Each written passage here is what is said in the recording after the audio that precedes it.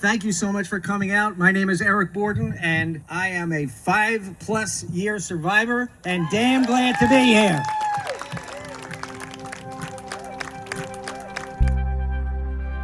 My diagnosis actually was found by accident. My liver enzymes were elevated. My physician sent me for a CAT scan. A lesion on my pancreas was discovered of 0.7 centimeters. I was advised to come back in a year. I thought to myself, absolutely not. That's when I contacted my gastroenterologist. He arranged for the endoscopy with ultrasound and needle biopsy. And if I hadn't done so, I don't know that I would be sitting here today having this conversation with you.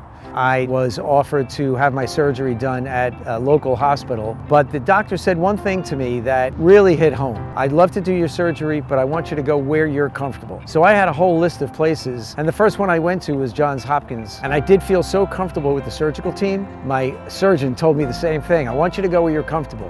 And I told him, I said, you know what? The buck stops right here. I'm as comfortable as I can be with you. And I underwent Whipple surgery with what I call my surgical dream team. And I started chemotherapy at the Boca Regional Hospital in Florida, where I live. I didn't have any more treatments after that. Only scans at first 3 months, then 6 months, and now I get scanned every year.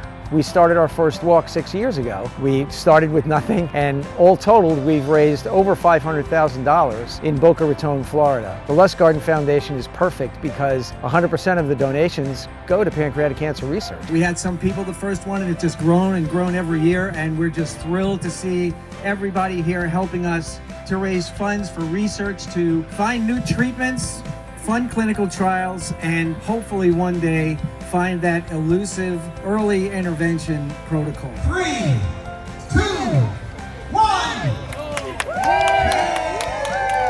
My network of people have been so supportive, and Eric's team comes to every event. It's grown over the years, just massive amounts of people supporting me. You know, I've become not only just helping it with organizing the walk, but I'm also an advocate for patients. You know, it's really important that people understand how to advocate for themselves because of the symptoms that are so masked by other diseases, stomach aches, back pain, onset diabetes, if they look jaundiced. So I raise that awareness with people all across the country to ask, you know, is maybe a pancreatic cancer or just a pancreas issue? The support from my family was instrumental in my recovery, especially my wife, who was my caregiver. She's just helped me all through my recovery and been there by my side. You know, kudos to the caregivers for all the work that they do.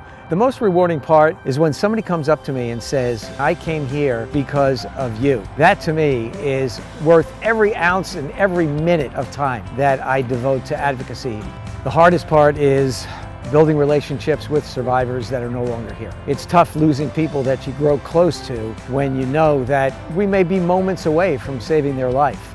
The best advice I can give somebody who's been diagnosed with pancreatic cancer is not to give up hope. In business, hope is not a strategy, but when you are a pancreatic cancer survivor patient, hope is everything you have. Just because you're diagnosed with pancreatic cancer, it is no longer a death sentence. Keep that hope alive and just stay positive always.